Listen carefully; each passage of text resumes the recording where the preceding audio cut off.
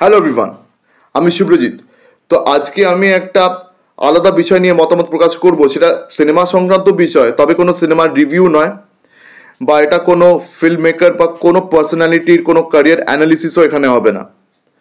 তো এটা একটা আলাদা বিষয় যেটা কিন্তু খুবই কন্ট্রোভার্সিয়াল। তো গত 7-8 দিন ধরে এই ব্যাপারটা নিয়ে কিন্তু প্রচুর জলঘোলা হচ্ছে, প্রচুর কথাবার্তা হচ্ছে।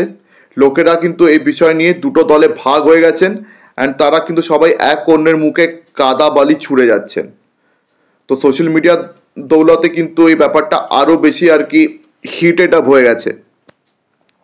তো এবারে ব্যাপারটা পরিষ্কার বলি। তো বছরের শেষে গালাটা প্লাস, যেটাকে হেডলাইন করেন ভরদ্বাজ রঙ্গন, তিনি একজন নামকরা ফিল্ম ক্রিটিক। তো তিনি একটা রাউন্ড টেবল কনফারেন্স তিনি ডেকেছিলেন। তো সেই কনফারেন্সটা অ্যাটেন্ড করেছিলেন আর কি বহু ফিল্ম পার্সোনালিটিস বিভিন্ন ইন্ডাস্ট্রিজ থেকে। তো বলিউড থেকে অ্যাটেন্ড করেছেন আমাদের পপুলার বনি কাপুর, আর সাউথ মানে টলিউড ইন্ডাস্ট্রি মানে তেলুগু ইন্ডাস্ট্রি থেকে এসেছিলেন নাগা বংশী। তো বেসিক্যালি এদের দুজনের মধ্যে কিন্তু আমরা মতের অমিল দেখতে পেয়েছি, একটা ডিবেট দেখতে পেয়েছি, যেখান থেকে আর কি এসব কন্ট্রোভার্সি নিয়ে আর কি ক্যাচাল ফ্যাচাল শুরু হয়েছে। তো বনি কাপুর আর কি এই কনফারেন্সে তিনি বলছেন যে সাউথের ছবিগুলো আজকাল দারুণ চলছে, মানে বিদেশি মার্কেটে সাউথের ছবি একদম ফাটিয়ে ব্যবসা করছে, আগে কিন্তু এরকমটা ছিল না। মানে বিদেশে কিন্তু অমিতাভ বচ্চন, শাহরুখ খানের বেশ ভালো নাম আছে, রাশিয়াতে হ্যানা ত্যানা এসব কথাবার্তা উনি বললেন। তারপরে বলছেন যে আজকাল সাউথের ছবি বিদেশে খুব ভালো মানে ওয়ার্ক করছে, সাউথের ছবি আজকাল ইন্ডিয়ান মার্কেটে দারুণ চলছে, লোকেরা দারুণ পছন্দ করছে। এখন সবাই আল্লু অর্জুন এদেরকে এখন বিদেশি লোকেরা চিনে গেছে। তো গালফ কান্ট্রিজেও কিন্তু সাউথের ছবি দারুণ করছে। তখন নাগাবংশী একটা জায়গা তাকে থামিয়ে বললেন যে গালফ কান্ট্রিতে কিন্তু মালায়ালাম সিনেমার কিন্তু একটা বিশাল বড় মার্কেট খুলে গেছে। তো তারপরে আর কি আরো অনেক কথাবার্তা হলো। তো বনি কাপুর আর কি বলে যাচ্ছেন যে এবারে সাউথের সিনেমা যেমন এই কেজিএফ, RRR, পুষ্পা এই ধরনের ছবিগুলো দারুণ এবার বিজনেস করেছে, মানে সাউথের ছবির তিনি একটু প্রশংসা করছেন। তো সেখানে তখন নাগাবংশী একটা কথা তাকে বলেন যে একটা কথা কিন্তু আপনাদেরকে বুঝতে হবে, মানে বলিউড সেলিব্রিটিসদেরকে লক্ষ্য করে উনি বলেছেন যে আপনাদের সবাইকে একটা কথা কিন্তু এখানে মানতেই হবে। সেই কথাটা একটু আপনাদের খারাপ লাগতে পারে শুনতে, কিন্তু আজকাল আপনারা যেরকম সিনেমা বানানোর চেষ্টা করছেন সেটাকে কিন্তু আমরাই ইনফ্লুয়েন্স করেছি, মানে আমাদেরকে দেখেই আপনারা এই ধরনের সিনেমা বানানোর কিন্তু ট্রাই করে যাচ্ছেন। নাহলে এতদিন ধরে আপনারা যে ধরনের সব সিনেমা বানাতেন সেগুলো খালি ওই ব্যান্ডরা আর জুহুর অডিয়েন্সের জন্য, আপনারা ওই ব্যান্ডরা জুহু থেকে যেন বেরোতেই চাইতেন না। মানে ওই নিশ অডিয়েন্স বা ওই হাই ক্লাস মানে লোকেদের অডিয়েন্স, মানে তাদেরকে খালি এন্টারটেন করার জন্য আপনারা সিনেমা বানাতেন। আপনারা কিন্তু ওই মাস অডিয়েন্সের জন্য বিশেষ করে সিনেমা বানাতেনই না। এখন আপনারা তাদের জন্য সিনেমা বানাচ্ছেন, আর সেটা আমাদেরকে দেখার পর থেকে। তো ওইখানে বনি কাপুর তার সঙ্গে ডিসএগ্রি করলেন। তো ওখানে বনি কাপুরের একটু ইগোতে লাগলো, ব্যাপারটা পরিষ্কার বোঝা গেছে যে আমরা বলিউড ইন্ডাস্ট্রি বছর পর বছর প্রচুর সিনেমা বানিয়েছি, এমন অনেক সিনেমা আমার নাম জানা আছে যেগুলো আমি এক্ষুনি গুনে গুনে বলে দিতে পারি, কিন্তু আমি সেরকমটা করতে চাই না, বিকজ ইন্ডিয়ান ফিল্ম ইন্ডাস্ট্রি হিসেবে আমি পুরো ফিল্ম ইন্ডাস্ট্রিটাকে দেখছি। আমি ওটাকে ওই সাউথ নর্থ রিজনাল ইন্ডাস্ট্রিতে ভাগাভাগি করতে চাইছি না। তো এই ধরনের তিনি অনেক কথাবার্তা বলেছেন। আমি এটা মানতে নারাজ যে তেলেগু ইন্ডাস্ট্রি আমাদেরকে ইনফ্লুয়েন্স করেছে, এটা আমরা কোনোদিনও বিশ্বাস করবো না, কোনোদিনও মানবো না। তিনি এভাবে বলে গেছেন। তাছাড়া বনি কাপুর আরও কথাবার্তা বলেছেন যে সিনেমা বাংলা ভাষা হোক, মারাঠি ভাষা হোক বা যে কোনো ভাষার হোক, লোকেরা কিন্তু ভালো লাগলে সিনেমা দেখবেই। তো নাগাবংশী বলছে যে আমি কিন্তু রিসেন্ট টাইমসের কথা বলছি, ঠিক আছে, আপনারা আগে প্রচুর ভালো সিনেমা বানিয়েছিলেন, কিন্তু আমি রিসেন্ট টাইমসের কথা বলছি। রিসেন্ট টাইমস যে আমরা বাহুবলী বানিয়েছি, কেজিএফ, পুষ্পা বানিয়েছি, মুঘলে আসামের পরে কিন্তু আপনারা বাহুবলী, কেজিএফ, পুষ্পার নাম করেছেন। তো সেগুলো তো সব সাউথের ছবি। তো এইসব ছবি হওয়ার পরেই কিন্তু আপনারা এখন এই ধরনের ছবি বানানোর স্বপ্ন দেখছেন। মানে আমাদের এই ধরনের ছবি দেখার পরে কিন্তু আপনারা এরকমটা ভাবছেন, নাহলে এতদিন তো আপনারা ওই ধরনের ছবি বানিয়ে এসছেন। তো তাতে বনি কাপুর আবার অস্বীকার করে আরও কথাবার্তা বলেন যে আমরাও হাম আপকে হ্যায় কন বানিয়েছি, তারপরে আরও কতগুলো পুরনো বলিউড সিনেমার তিনি নাম করেছেন। মানে পরিষ্কার বোঝা যাচ্ছিল যে বনি কাপুর একটু ইগোতে লেগেছে, তিনি কথাগুলো একদম মানতেই চাইছিলেন না। মানে তিনি মানতে পারছিলেন না যে সাউথের ইন্ডাস্ট্রি কোনো মতে বলিউডকে ইনফ্লুয়েন্স করেছে। কিন্তু আমি এখানে বনি কাপুরের সাথে আবার ডিসএগ্রি করি, ঠিক আছে। আবার কিছু বলিউডের পার্সোনালিটিস তারা বনি কাপুরকে সাপোর্ট করে, ঠিক আছে, তারা নাগাবংশীকে অনেক গালাগাল করেছে, অ্যারোগেন্ট বলেছে, গাধা বলেছে, ঠিক আছে। সেই লিস্টে পড়ে হংসল মেহতা। তিনি বলেছেন যে নাগাবংশী যে এই সিনেমাটা করলো লাকি ভাস্কর, সেটা কিন্তু অনেকটাই আমার স্ক্যাম 92 থেকে নিয়েছে।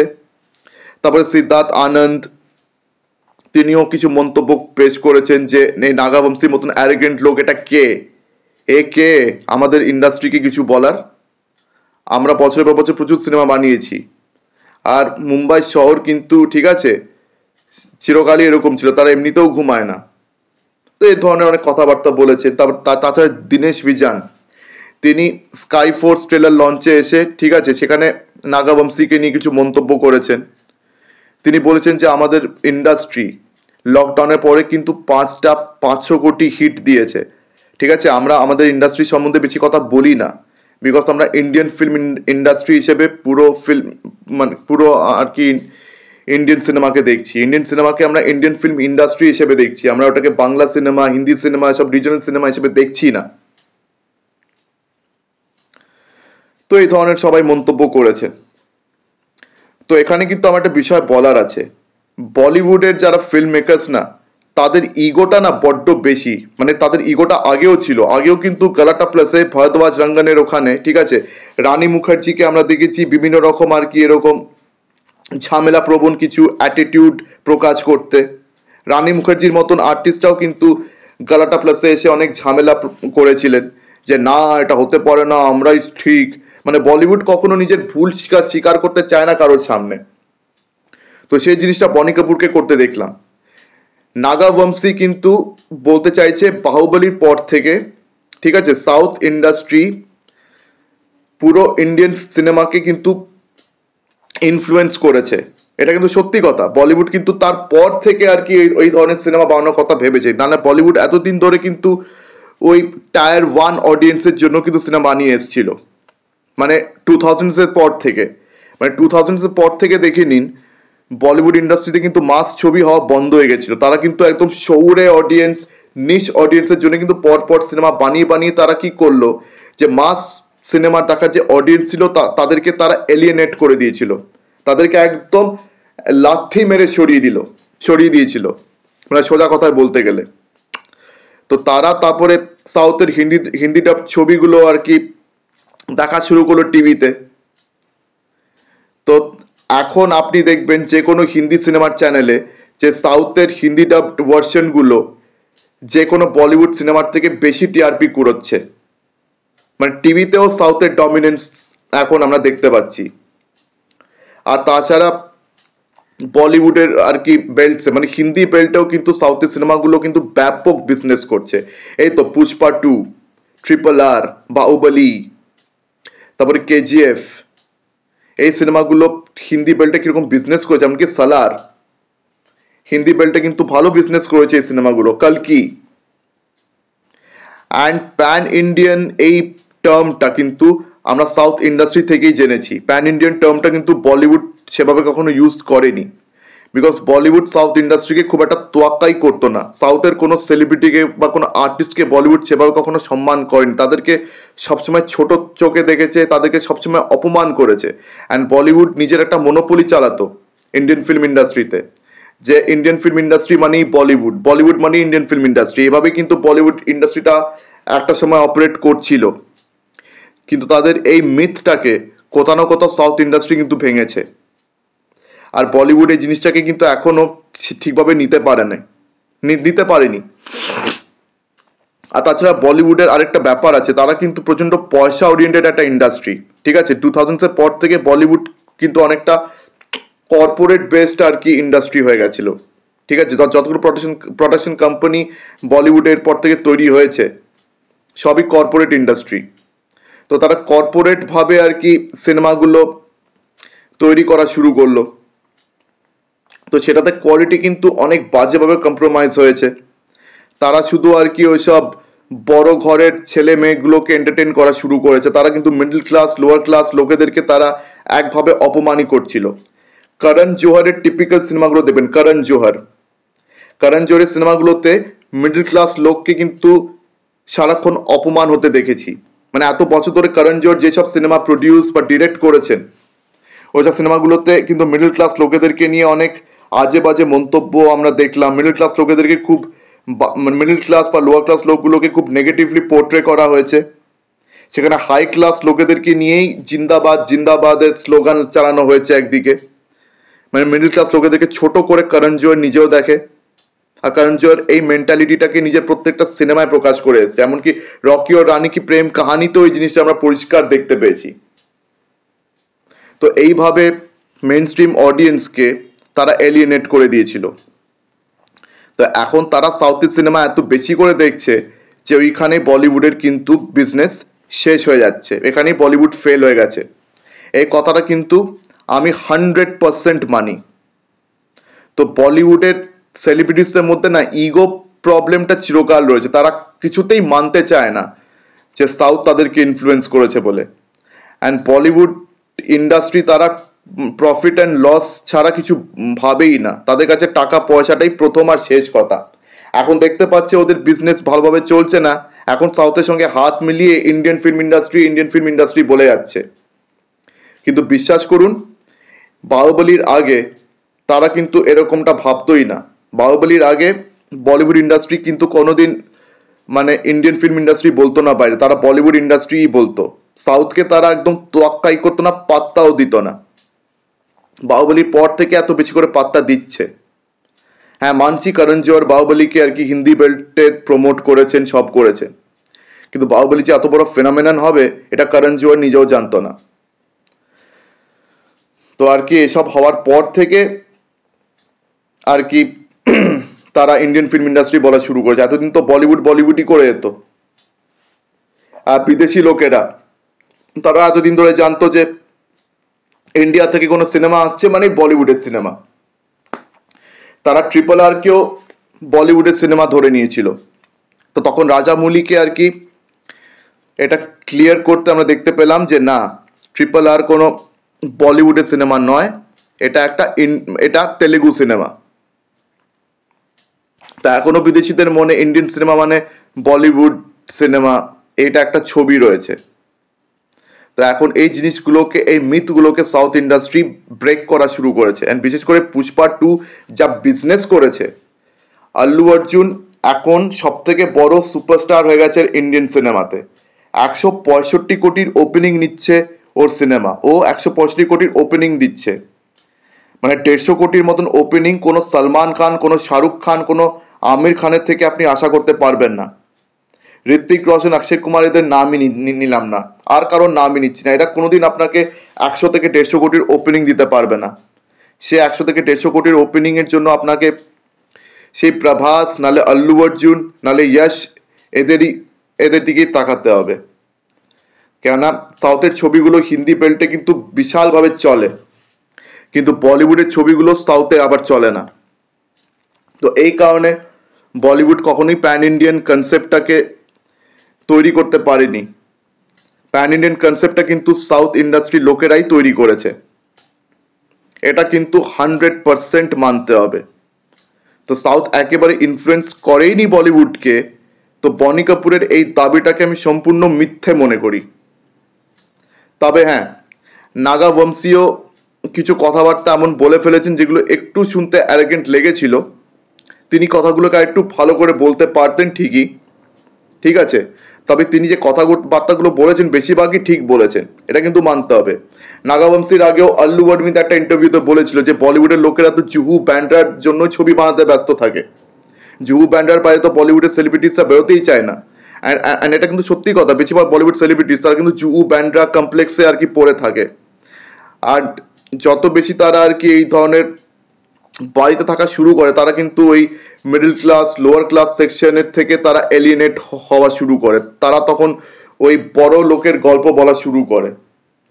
তো তাদের সিনেমাগুলো পর থেকে আর কি এই মিডল ক্লাস বা লোয়ার ক্লাস লোকেরা তারা রিলেট করতেই পারে না, তো তারা এলিনেট হয়ে যায় বলিউড থেকে। তো বলিউড কিন্তু এই জিনিসটা বছরের পর বছর করে এসেছিল, যার কারণে বলিউড এখন মানে সাউথের থেকে একটা কড়া কম্পিটিশন ফেস করছে।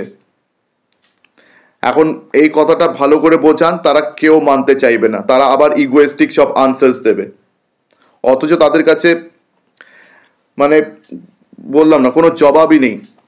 আর দীনেশ ভিজানের একটা স্টেটমেন্ট এসছে যখন তিনি আর কি স্কাই ফোর্স ট্রেলার লঞ্চে এসেছিলেন, তো তিনি আর কি নাগা বংশীকে নিয়ে এই ব্যাপারটাকে নিয়ে তিনি কিছু মন্তব্য প্রকাশ করেছেন।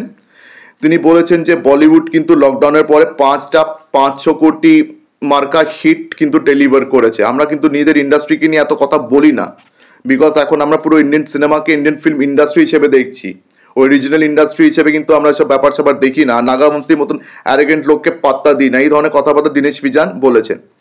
তো এবার দীনেশ ভিজানকে আমার একটা কথা বলার আছে, যে 5টা ছবির তিনি নাম নিয়েছেন, অ্যানিমাল, আর কোনগুলো নাম নিয়েছেন, স্ত্রী 2, গদর 2, পাঠান আর জওয়ান। তো তার মধ্যে অ্যানিমাল আর জওয়ান এই দুটো সিনেমা কারা ডিরেক্ট করেছে এটা দেখতে হবে, ক্রু মেম্বার্স দেখতে হবে। বিশেষ করে জওয়ানের লিড অ্যাক্ট্রেস নয়নতারা কোথাকার, সাউথের। জওয়ানের ডিরেক্টর অ্যাটলি কুমার, সে কোথাকার, সে সাউথের, এটা তার প্রথম হিন্দি সিনেমা। আর তাছাড়া প্রিয়ামণি, সে কোথাকার, সে তো সাউথেরই। তারপরে জাফর সিদ্দিকী, তারপর যোগী বাবু, এরা কোথাকার, সব তো সাউথের। এমনকি জওয়ান সিনেমার যিনি মিউজিক ডিরেক্টর তিনি কোথাকার, অনিরুদ্ধ রবিচন্দর, সাউথের।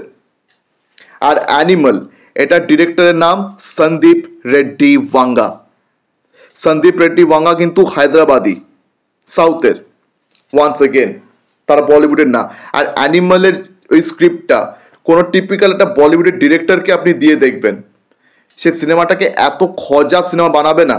মানে এমনিতেও অ্যানিমাল যে খুব ভালো সিনেমা হচ্ছে তা নয়, ভালো সিনেমা খুব একটা হয়নি, কিন্তু কোনো বলিউড ডিরেক্টর সিনেমাটাকে ওইভাবে কখনোই পোর্ট্রে করতে পারতো না যেভাবে সন্দীপ রেড্ডি ওয়াঙ্গা পোর্ট্রে করেছে। মানে সন্দীপ রেড্ডি ওয়াঙ্গার জন্য কিন্তু অ্যানিমাল চলেছে, রণবীর কাপুরের স্টারডমের জন্য অ্যানিমাল চলেনি। বরং অ্যানিমাল ছবিটার করার পর রণবীর কাপুরের স্টারডমটা আরো বেড়ে গেছে, রণবীর কাপুর একটা আলাদা স্টারডম পেয়ে গেছে, ওর ইমেজটা পুরোপুরি চেঞ্জ হয়ে গেছে অ্যানিমালের পরে। অ্যানিমালের আগে রণবীর কাপুরের একটা চকলেট বয় ইমেজ ছিল, যেখান থেকে সে অনেক বছর ধরে ট্রাই করছিল বেরিয়ে আসার। তো অ্যানিমাল কিন্তু রণবীর কাপুরকে সেই একটা আলাদা ইমেজ দিয়েছে, যাতে সে চকলেট বয় ইমেজ থেকে বেরিয়ে আসতে পেরেছে। আর সেটা একমাত্র সন্দীপ রেড্ডি ওয়াঙ্গাই করতে পেরেছে। অ্যানিমাল ছবি যদি কোনো পিওরলি কোনো বলিউড ডিরেক্টর করার চেষ্টা করতো, এটা হতো না। তো এই দুটো ছবিকে কিন্তু পিওরলি বলিউড সিনেমা বলা চলে না, আমার মতে তো নয়। হ্যাঁ, পাঠান, গদর 2 আর স্ত্রী 2 এই তিনটাকে পিওরলি বলিউডের সিনেমা বলা যায়। কিন্তু সাউথের ছবিগুলো এর থেকে বেশি ছাড়া ফেলেছে, কিন্তু এই তিনটে ছবি কিন্তু প্যান ইন্ডিয়ান লেভেলে সাকসেসফুল না। এই যে এই তিনটে ছবি যেটা নাম নিল দীনেশ ভিজান, এগুলো কিন্তু প্যান ইন্ডিয়ান লেভেলে সাকসেস পায়নি। তবে সাউথের যে বড় বড় মেজর ছবিগুলো রয়েছে সেগুলো কিন্তু প্যান ইন্ডিয়ান লেভেলে সাকসেসও পেয়েছে। তো এইটা হচ্ছে বেসিক ডিফারেন্স। মানে একমাত্র সাউথ ইন্ডাস্ট্রি কিন্তু প্যান ইন্ডিয়ান লেভেলে সাকসেস দিতে পারে, বলিউডের ছবি সেটা কখনোই দিতে পারেনি, আর দিতে পারবেও না, ভবিষ্যতে দিতে পারবে না যতক্ষণ না তাদের ছবি সাউথে অ্যাকসেপ্টেড হয়। তো এইটা বলিউড আর্টিস্টদেরকে নির্দ্বিধায় মেনে নিতে হবে। তো তারা এটাকে না মেনে যা খুশি ভাবে আর কি নাগা বংশীকে অ্যাটাক করে গেছে। তো নাগা বংশী কিন্তু এতটা অ্যাটাক ডিজার্ভ করতেন বলে আমার মনে হলো না। তো এখানে বলিউডের আর কি সেলিব্রিটিসদের একটু ম্যাচিওরলি কথা বলা উচিত ছিল, যেটা আমার মনে হয়। তো বলিউডের আর কি এই অ্যাটিটিউড চিরকালই রয়েছে, এটাতে নতুন করে বলার কিছু নেই। অ্যান্ড আরেকটা ঘটনা নিয়ে কথা বলতে ভুলেই গেছিলাম। অ্যাটলি কুমার যখন আর কি তার বেবি জন প্রমোট করতে গেছিল কপিল শর্মা শোতে, তখন কপিল শর্মা তাকে কি কি কথা শুনিয়েছিল, তারপরে অ্যাটলি কুমার কি জবাব দিয়েছিল আপনাদের মনে আছে তো? কপিল শর্মা তার গায়ের রং নিয়ে একটা মানে ডিরেক্টলি না বললেও ইনডিরেক্টলি আর কি সেদিকে কপিল শর্মা পয়েন্ট আউট করেছিল, তখন অ্যাটলি কুমার সুন্দরভাবে জবাবটা দিয়েছিল। এটা নিয়ে একটা বিশাল কন্ট্রোভার্সি হয়েছিল, মনে আছে তো? তো বলিউডের এই আউটলুকটা না সাউথের তরফে এখনো চেঞ্জ হয়নি। তারা সাউথ ইন্ডাস্ট্রিকে যে এখনো মন থেকে সম্মান করে তা কিন্তু নয়। তারা আজকে সাউথ ইন্ডাস্ট্রিকে সম্মান করছে বিকজ সাউথ ইন্ডাস্ট্রি এতটা বিজনেস দিতে পারছে বলে। এই কথাটা কিন্তু 100% মানতে হবে। শাহরুখ খানও আজকাল আমি দেখছি বাইরে বাইরে সাউথ ইন্ডাস্ট্রিকে নিয়ে প্রচুর কথাবার্তা বলছে। ওয়াই? বিকজ সাউথ ইন্ডাস্ট্রি এতটা বিজনেস করতে পারছে বলে। নাহলে তো সাউথ ইন্ডাস্ট্রিকে বলিউড আগে দূর দূর অব্দি তোয়াক্কাও করতো না। তো এটা হচ্ছে রিয়ালিটি। তো আপনাদের এই বিষয় নিয়ে কি মতামত, মানে আপনাদের অনেস্ট ওপিনিয়ন আমাকে অবশ্যই জানাতে ভুলবেন না। আপনাদের যদি মনে হয় যে আমি কোথাও ভুল বলেছি বা আরও কোথাও কিছু পয়েন্টস অ্যাড করার দরকার ছিল, আমাকে কমেন্ট সেকশনে অবশ্যই সেটা জানাবেন। আর আমার ভিডিও ভালো লেগে থাকলে লাইক করুন, বেশি বেশি করে আমার ভিডিওটি শেয়ার করে দেবেন। আর হ্যাঁ, আমার চ্যানেলটিকে অবশ্যই সাবস্ক্রাইব করুন। তো আজকে দিনের মতন টাটা, চোখ রাখুন পরবর্তী ভিডিওতে। ধন্যবাদ।